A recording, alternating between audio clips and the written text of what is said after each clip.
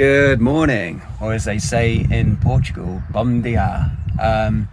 In my new location now, in Quarteira in Portugal, a place where they charge €3 a night to rock up with a camper van.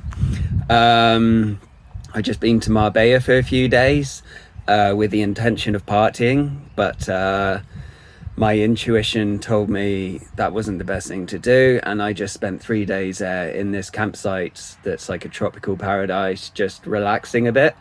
I was due to catch up with a couple of friends on Sunday, and ended up at this really nice kind of retreat in the mountains. They had like group meditation and space cakes, which I didn't realize was so strong at the time, and I got like incredibly high because I ate 3 of them, and apparently they weren't microdoses as I thought they might be. They were full doses, and I haven't had cannabis in a very long time. I don't smoke or anything, so when the topic of edibles came up, I was like, cool, I haven't done that in a while, give it a go.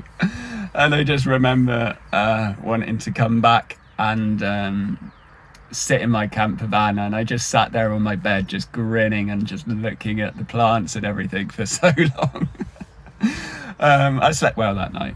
I forgot how tired it makes me. But yeah, anyway, so the weird thing about this Sunday and this meditation session is in the mornings someone sent to me a mantra, and I'd never even heard of them before. It's kind of like this soulful song where you just repeat the same things over, and like you open your heart to it when you meditate, and it's meant to like flow in this unique source of energy.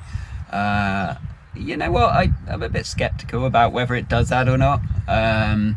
Like with most of these things, I think we're presented with various tools in the world to interface our minds with like the greater world out there, but the greatest connection is obviously our mind, spirit, body.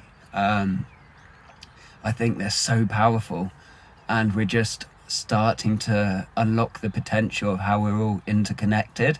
And I think things like crystals, tarot cards, religion are just belief systems as a way to interface with our true selves, and they're all very much alike for each other. I think once you believe that it will work because the mind's what's so powerful. Anyway, I'm digressing a bit. I was sent this mantra in the morning, and then turned up for this group meditation thing. There were these 2 incredible musicians. One of them like did throat singing, the other had such a beautiful voice, and they were playing all these quirky instruments, one of which was a handpan, which I really want to buy one for myself at some point because it sounds incredible. But they were singing mantras all day, and ever since then I'm seeing the word mantra pop up everywhere. And it got me thinking. I think part of it is the universe guiding us. I think it's part of it, but I also think that most of what goes by us in a typical day is generally unconscious and unnoticed.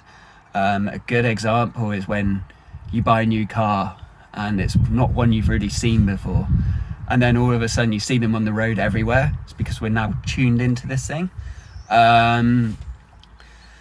But we also tune into things that remind us of significant events in life. I've been reading this book recently. It's called The Untethered Soul by Michael Singer.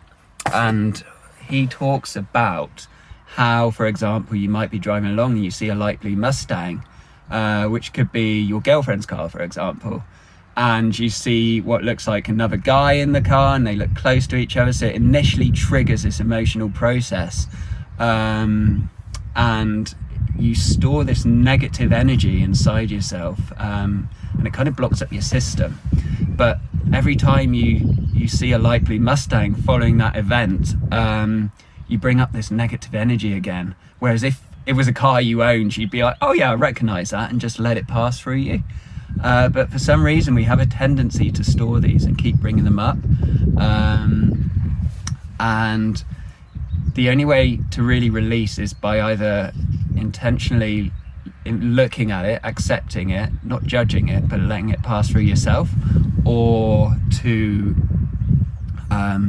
hear some news that will kind of give it a different meaning. For example, you get home, your girlfriend's like, oh, I loaned my car to such and such today or something, and they went out together in it, and it wasn't actually your girlfriend in the car, or something like that. And then all of a sudden, every time you see a light green Mustang, some people, they may choose to bring that up still, like, oh yeah, but what if it was her, or something like this. But most people will let it pass through at that stage.